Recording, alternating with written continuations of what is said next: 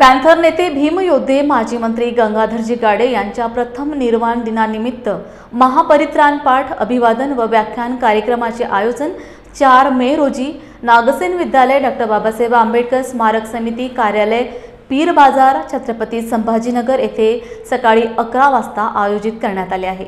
आंबेडकरी चळवळ आणि प्रतिक्रांतीचे आव्हान या विषयावर आंतरराष्ट्रीय ख्यातीचे लोकशाहीर संभाजी भगत व आंबेडकरी विचारवंत प्राध्यापिका प्रतिभा अहिरे यांचे व्याख्यान आयोजित करण्यात आले आहे।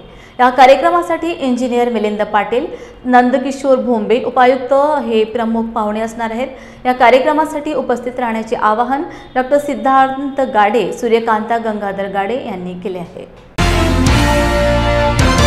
माजी मंत्री गंगाधर गाडे साहेब यांचा 4 मे निर्वाण दिन आहे। या कार्यक्रमासाठी पूज्य भंतेजी परित्राण पाठ आणि त्यांचं प्रबोधन करणार आहे।